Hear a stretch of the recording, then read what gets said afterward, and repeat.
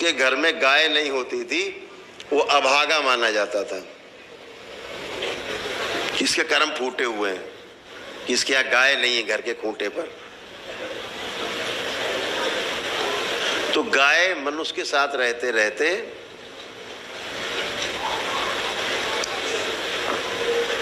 इतनी ज्यादा मनुष्य के साथ मिल जाती थी, भाव से भर जाती थी कि मरते मरते उसको कोई मनुष्य याद रहता था, इसलिए उसको मनुष्य योनि प्राप्त हो जाती थी।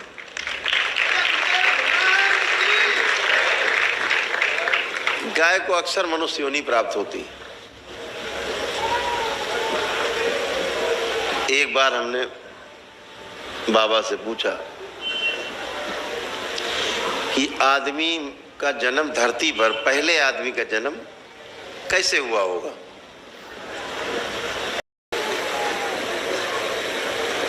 तो बाबा ने कहा कि मेरे अनुसार आदमी का जो जन्म है गाय के पेट से हुआ, पहले मनुष्य का जन्म। बात सुनी तो समझ में नहीं आई, बहस करने का कोई मतलब नहीं था। आगे बढ़े तो गाय को मां क्यों कहा जाता है?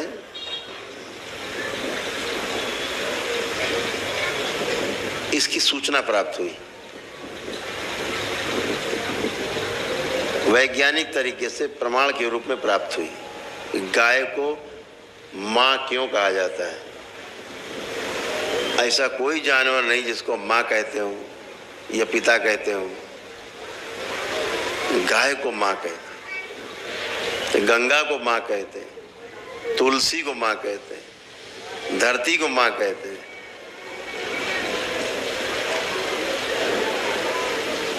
ये क्यों कहते हैं? कि ये साथ में हो तो जीना बहुत सरल है, आदमी बन के आदमी जी सकता है। तो ये समझ में आया गाय को मां क्यों कहते हैं।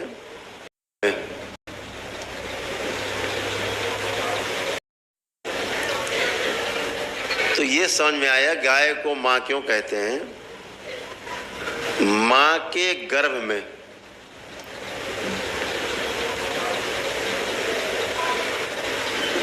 उसकी गर्भनाल से जुड़ करके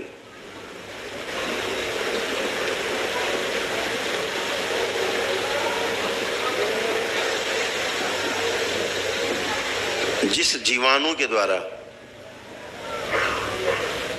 गर्भ में, मां के गर्भ में 9 माह बच्चे का पोषण होता है, जो जीवाणु पोषण करता है, शरीर को धीरे धीरे बढ़ाता है। जब बच्चा जन्म लेता है तो वही जीवाणु मां के स्तन से दूध के रूप में बाहर आता है और बच्चा फिर उससे पलता है।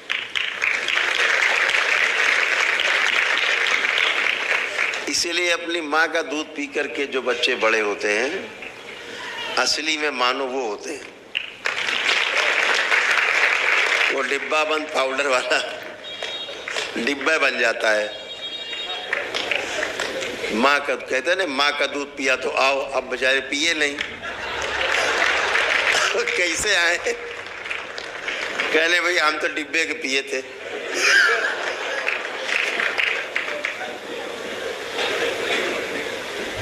तो आपको जान करके आश्चर्य नहीं होना चाहिए कि देशी गाय, हिंदुस्तान की देशी, उसके दूध में वही जीवाणु पाया जाता है जो माँ के गर्भ में हम पलते हैं और बाहर माँ के स्तन से आता है, मिलता है, दूध में होता है। वो सिर्फ और सिर्फ हमारे देश की देशी गाय में है। इसलिए जो माताएं बहनें हमारी दुग्धपान नहीं करा पाती किसी कारण से, उन्हें उपाय दिया गया कि वो गाय के दूध से अपने बच्चे की पालना करें। इसीलिए गाय मां कही जाती है। और इससे ये सिद्ध होता है में पहले मनुष्य का जन्म गाय के पेट से ही हुआ होगा।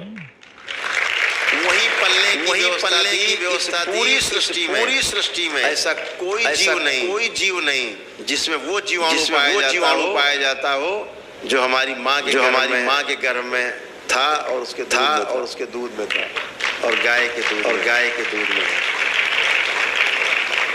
आज वो गाय हमारे घर से गायब हो गई। गाय लिखा ना ऋषि मुनियों को, तो उन्होंने ज्यादा पड़ेगा, गाय के आगे बा लगाना पड़ेगा।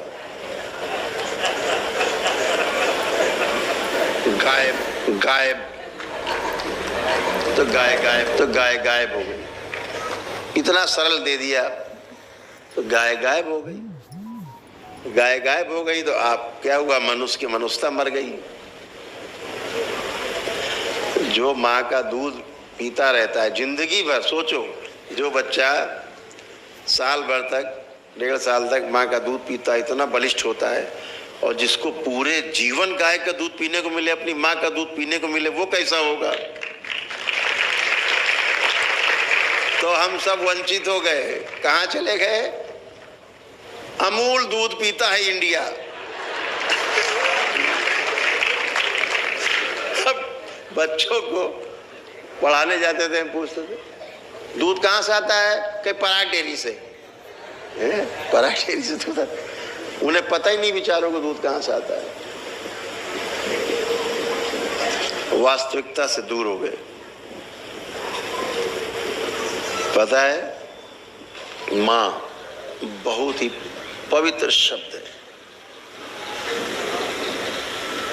कितना छोटा नाम दिया, इतना छोटा नाम, कितना बड़ा काम, पूरी सृष्टि को अपने गर्भ में समाये हुए है। मां बोल दिया,